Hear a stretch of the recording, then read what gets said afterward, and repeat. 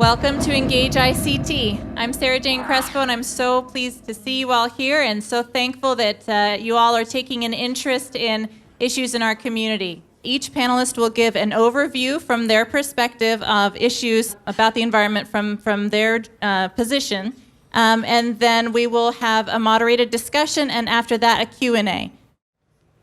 Why can't we deal with this right now? Well, we can. There are a lot of techniques that we can employ. I have here in front of me the product streams from refineries. Greenpeace has Leave It in the Ground, fossil fuel free with Sierra Club and others.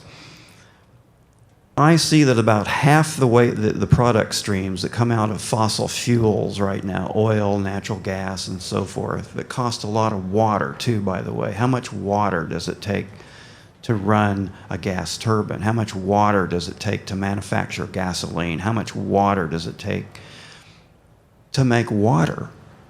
This is a thing we have to grapple with. Half the streams of products could be replaced now. And guess what? It's starting. It's a really new and exciting industry, plant-based industry. Colorado, Nebraska, Missouri are already growing industrial hemp. Industrial hemp was never a panacea. It was always been grown by China. Western Europe is growing it now. Kansas has a bill. It might happen. It's actually made it out of committee to try to grow industrial hemp for the state of Kansas.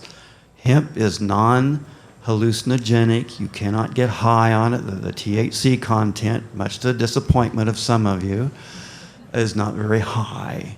But you can do things in the field. I love what KMUW is doing with this. I think Democracy on Tap is a great initiative, and then the more people that they can get encouraged to go out and vote and be excited about what's going on in the community is just amazing.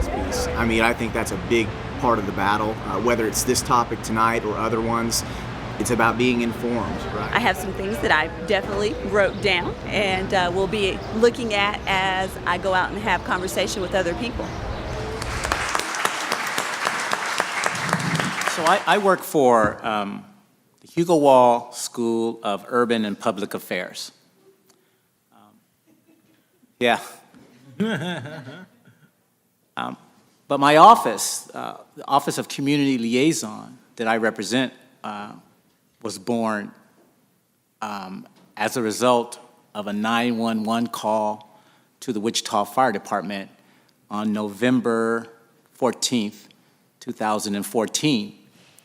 And when the fire department responded to that grass fire call, they found a woman, a beautiful young woman who was a mother. And her name is Letitia Davis. Letitia Davis lost her life about a week after she was found in the Fairmount Park due to trauma. The community rallied around Letitia Davis and her family, and the Office of Community Liaison was a result of that, of the good intentions. My job is funded by the Kansas Health Foundation, and ultimately we are to raise the quality of life in a particular community, the Fairmount community, and take the lessons learned from that experience and bring it to other communities around the university specifically and around the city of Wichita. I was really happy to see so many people here who are interested in nonprofits, and there are a number of people who came tonight who are executive directors of nonprofit organizations in the community, arts organizations, human service organizations, lots of different kinds of groups. So it was a great turnout, a great interaction, lots of people who care a lot about nonprofit organizations here in Wichita. But I think community events like this where, you draw people in with, just come out, learn a little bit, meet some other people, have a good time. There'll be drinks, there'll be food, things like that. And then they're exposed to what these problems are.